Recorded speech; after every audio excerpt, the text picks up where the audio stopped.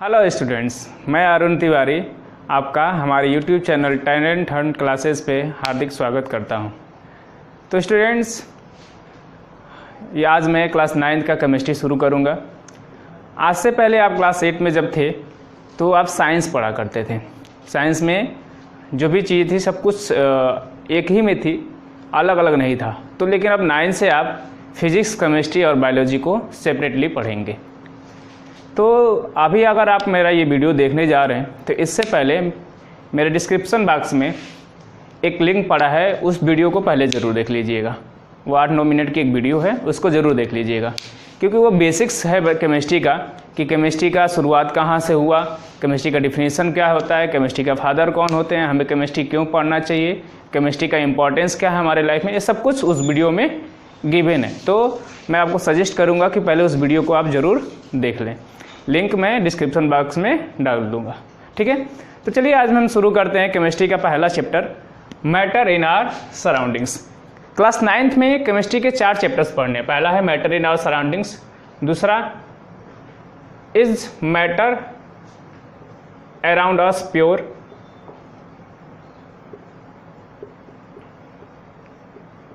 ये second lesson है। Third lesson है atoms and molecules, atoms and molecules. And fourth lesson है structure of atom.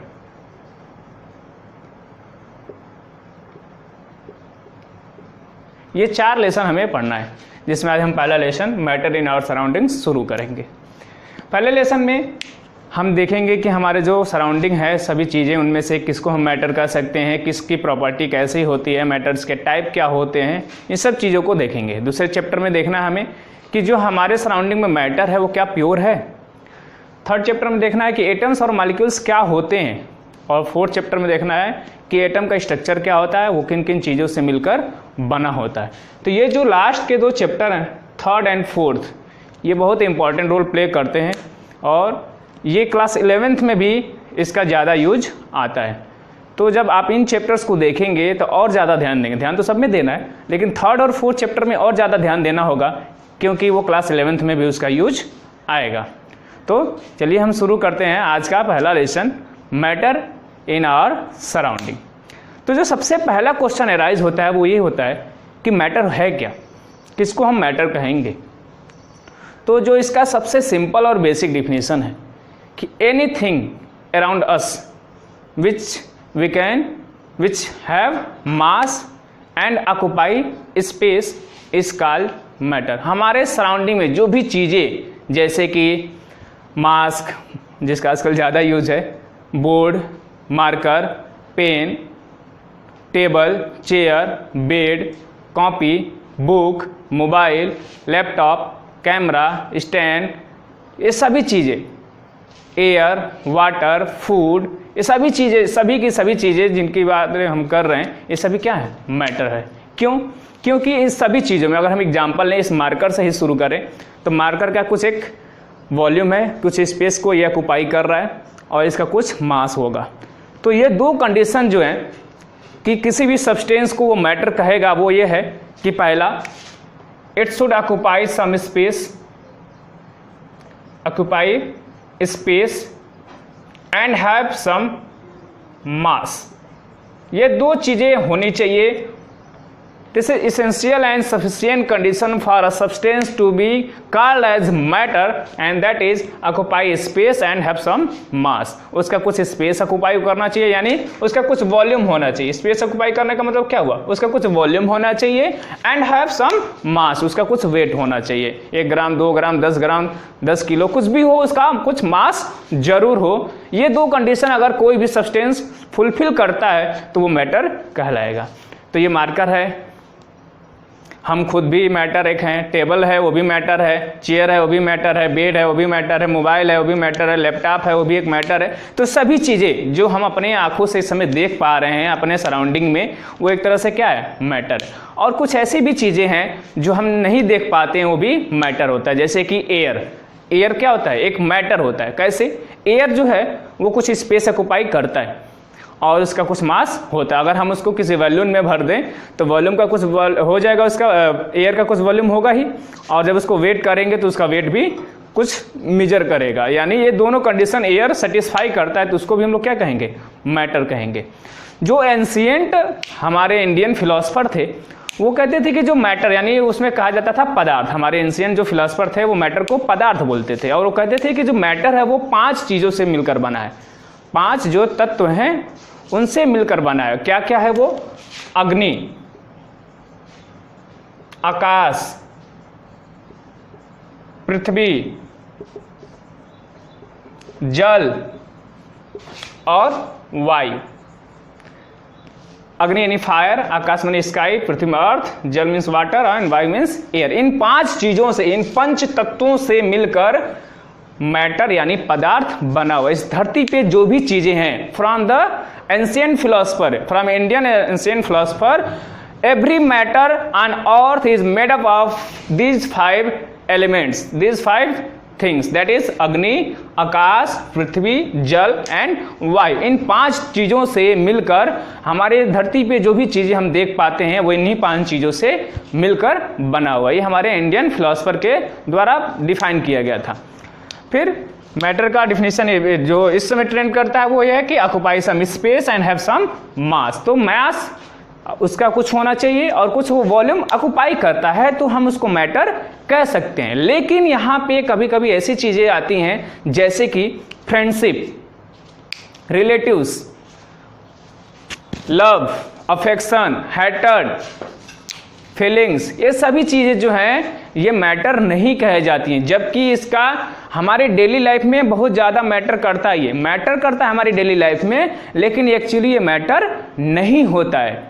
Matter करना और मैटर होना 2 चीज़ें। मैटर का मतलब वो इन 2 कंडीशन को सेटिस्फाई करता है, और मैटर होना का मतलब क्या हुआ, मैटर करता है का मतलब कि वो हमें उससे कुछ असर पड़ता है। हमारे फ्रेंडशिप से हमें असर पड़ता है, हमारे लव रिलेशन से हमें असर पड़ता है, फ्रेंडशिप से, अफेक्शन से, हेटर्ड से, इन सभी चीज़ों से हमें असर पड़ता है। उस मैटर की बात होती है। It matters to us but it is not matter. ठीक है, कंट्राडिक्शन नहीं है यहाँ पे, क्लियर चीज़ है कि ये मैटर जो पदार्थ है वो ये चीज़ नहीं होती हैं, ये हमारे चीज़ों को, हमारी डेली लाइफ को अफेक्ट करती हैं, वो उस मैटर से ये बात हो रही है। यहाँ पे जहाँ पे मैटर कहा जा रहा है इट मैटर्स टू अस, यानी वो इट अफेक्ट टू अस, वो हमें प्रभावित करती हैं। हमारे फ्रेंडशिप, हमारे रिलेशंस, हमारे रिलेटिव्स, ये चीज़ें हमें प्रभावित करती हैं, लेकिन ये मैटर नहीं होता, यानी ये पदार्थ नहीं होते हैं। ये काफ़ी क्लियरली इस चीज़ों को याद रखिएगा कि कई बार जब क्वेश्चन आते हैं कि कुछ चीज़ों को दिया रहेगा और कहेगा identify matters from the following, इनमें से मैटर्स को आइडेंटिफाई करिए, तो हमें इन चीज़ों को ध्यान में देना होगा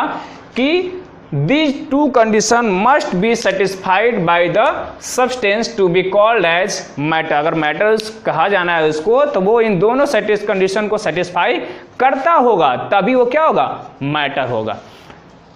तो मैटर जो होता है वो भी किस चीज़ों से मिलकर बना होता है। तो मैटर का जो क्लासिफिकेशन होता है कि कब मैटर को किस टाइप में डिवाइड करेंगे, वो 2 बेसिस पे होता है। Matter can be divided on 2 basis, 1 on physical basis, physical classification and second one chemical classification। 2 तरह से मैटर को हम लोग डिवाइड कर सकते हैं, क्लासिफाई कर सकते हैं। एक उसके फिजिकल प्रॉपर्टीज के बेसिस पे और दूसरा उसके केमिकल प्रॉपर्टीज के बेसिस पे। 2 चीज़ों पे, फिजिकल क्लासिफिकेशन और केमिकल क्लासिफिकेशन। फिजिकल क्लासिफिकेशन क्या होता है कि इसके बेसिस पे मैटर को 3 टाइप में डिवाइड किया गया मैटर्स के प्रॉपर्टीज के बेसिस पे। वो है पहला सॉलिड स्टेट, दूसरा लिक्विड स्टेट और तीसरा गैस स्टेट। ये 3 मेन स्टेट्स होते हैं।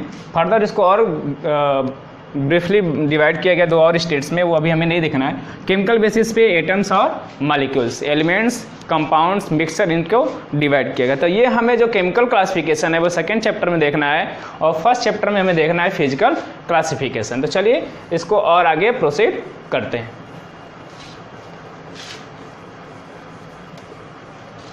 ओके,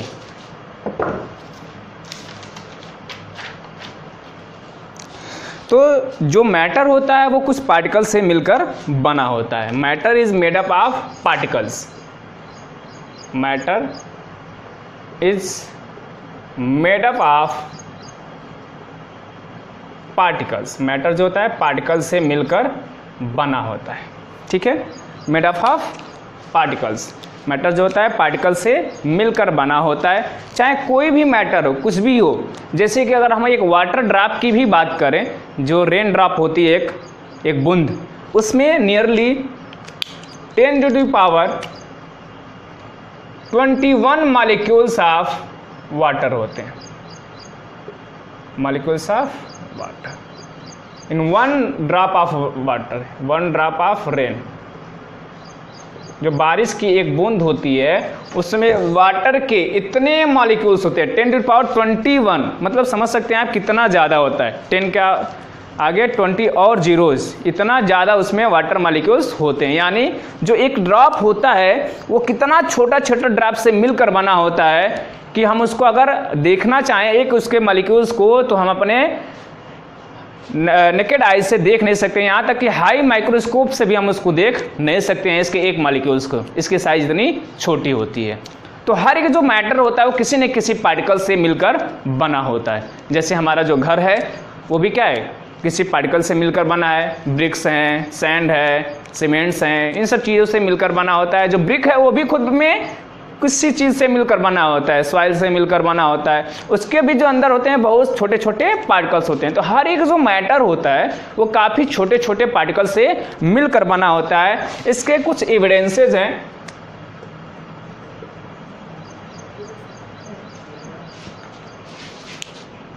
तो स्टूडेंट, तो हम लोग बात कर रहे हैं एविडेंसेस की। तो जो एविडेंसेस होते हैं कि मैटर जो है पार्टिकल से मिलकर बना होता है, वो मेनली 2 चीज़ों से आते हैं। एक डिफ्यूजन से, motion of the particle, and दूसरा ब्राउनियन मोशन से, ब्राउनियन मोशन। ये जो 2 मेन है इफेक्ट एक्सपेरिमेंट्स, ये दोनों एक्सपेरिमेंट से एविडेंस मिलते हैं कि मैटर जो है वो पार्टिकल से मिलकर बना होता है। उससे पहले इन दोनों को अभी हम डिटेल में देखें, उससे पहले कुछ और इसके एविडेंसेस जो हैं, उसमें पहला जो एक है dissolving solid in a liquid,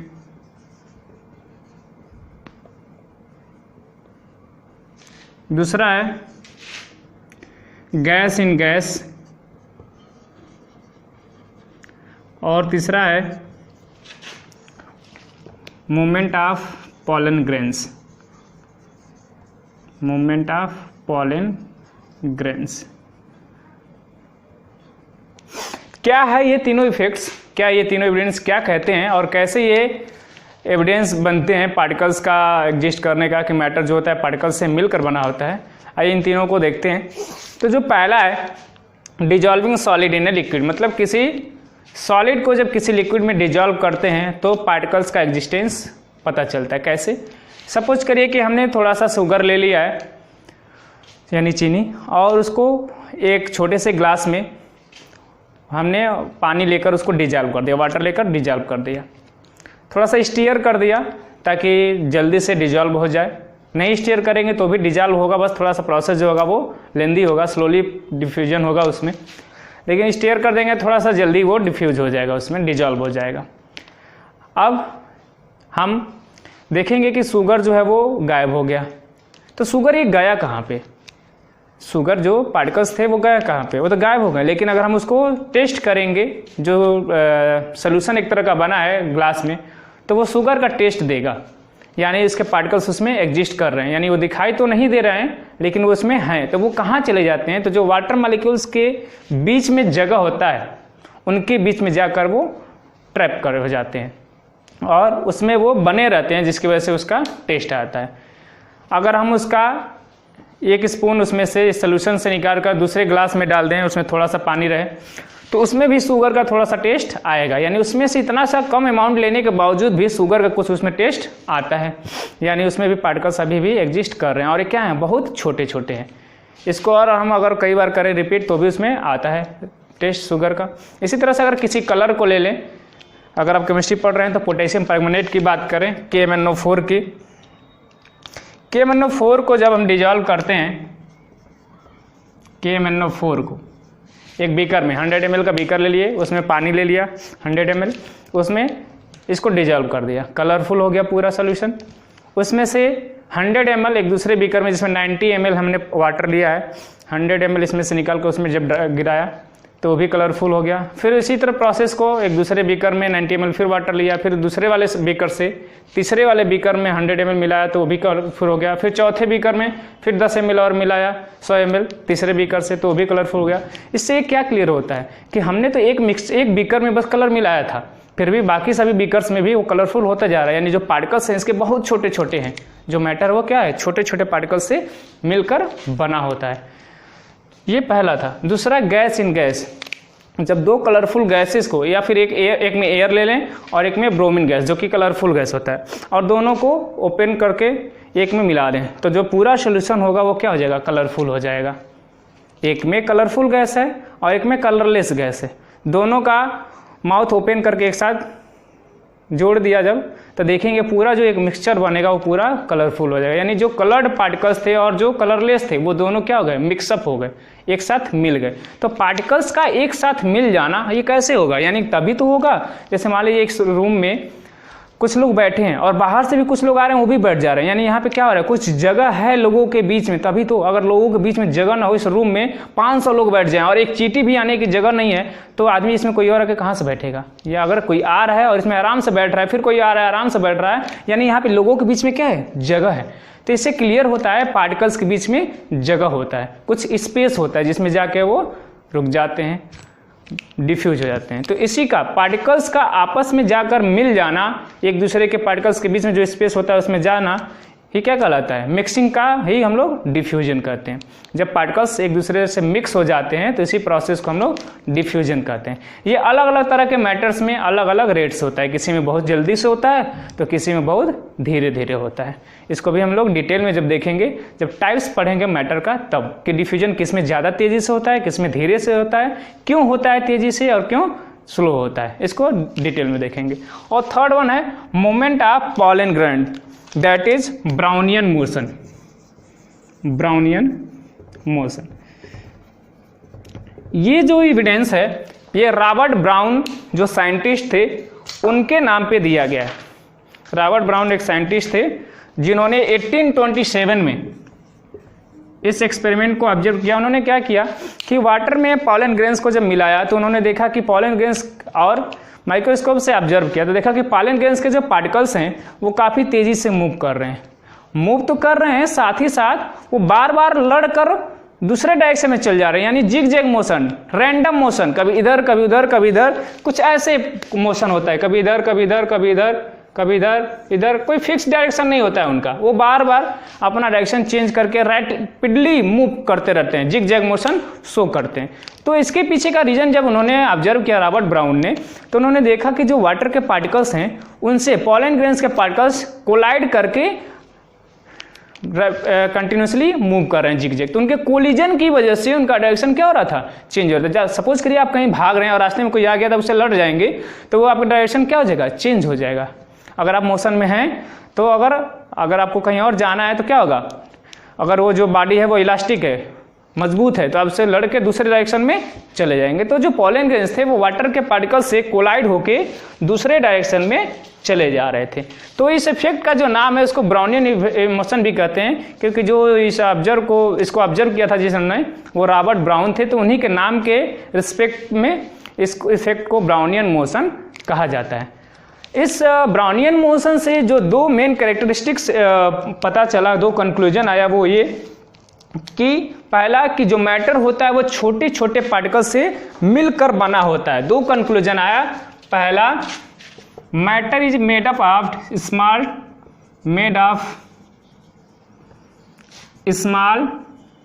tiny particles, छोटे पार्टिकल से मिलकर बना होता है। और दूसरा जो पता चला कंक्लूजन वो ये कि particles of matter moves move constantly वो लगातार क्या करते हैं, मूव करते रहते हैं इधर और उधर, कंस्टेंटली वो मूव करते रहते हैं विदाउट एनी डायरेक्शन, यानी वो जिग जैग मोशन शो करते हैं, जिग जैग मोशन। ये जो मोशन हमने ऊपर ड्रा किया है इसी को हम लोग जिग जैग मोशन कहते हैं। कभी पार्टिकल इधर गया, फिर इधर गया, फिर इधर गया, फिर इधर गया, इधर गया, सब ये उसका डायरेक्शन हमेशा क्या हो रहा है, चेंज हो रहा है। तो जो उसका डायरेक्शन हमेशा चेंज होता रहता है, तो ऐसे ही मोशन को हम लोग जिग जैग मोशन कहते हैं। अब इसके बाद हमें कुछ और कैरेक्टरिस्टिक्स देखना है पार्टिकल्स ऑफ मैटर का। तो आज की वीडियो में हम बस यहीं तक कंक्लूड कर रहे हैं, क्योंकि चूंकि ये पहला वीडियो है तो इंट्रोडक्शन वीडियो एक तरह से है, तो इंट्रोडक्शन वीडियो ज़्यादा लंबा हम नहीं करना चाह रहे हैं, तो इस वीडियो को हम यहीं पे कंक्लूड कर रहे हैं और नेक्स्ट पार्ट में हम और ज़्यादा इसको अच्छे से देखेंगे। तो इस पार्ट में अगर आप देखिए, आपको जहाँ पे भी कोई भी प्रॉब्लम होगी आप कमेंट करके बताइएगा, हम नेक्स्ट वीडियो में उसको ज़रूर रिजॉल्व करेंगे, हमारा ये प्रॉमिस है। और हम इस प्रॉमिस को ही पूरा कर रहे थे। हमने कल एक स्टूडेंट का कॉल आया था मेरे नंबर पे कि सर आप 9th का वीडियो जरा बना दीजिए केमिस्ट्री का फर्स्ट लेसन का, तो हम बना रहे हैं। तो आप जो भी चीज़ें बोलेंगे हम उसको पॉसिबल होगा तो ज़रूर करेंगे, आपके प्रॉब्लम को रिजॉल्व जरूर करेंगे। आपके स्टडी रिलेटेड जो भी प्रॉब्लम है फिजिक्स केमिस्ट्री मैथ में, अगर मुझसे जहाँ तक हो पाएगा मैं उसको ज़रूर करूँगा, ठीक है। तो जो भी इसमें प्रॉब्लम है उसको आप शेयर करके कमेंट करके हमें ज़रूर बताइए, और वीडियो को शेयर करना ना भूलिए, लाइक करिए, कमेंट करिए और ज़्यादा से ज़्यादा कमेंट करिए ताकि ये वीडियोस ज़्यादा से ज़्यादा लोगों तक पहुंच सके। Thank you.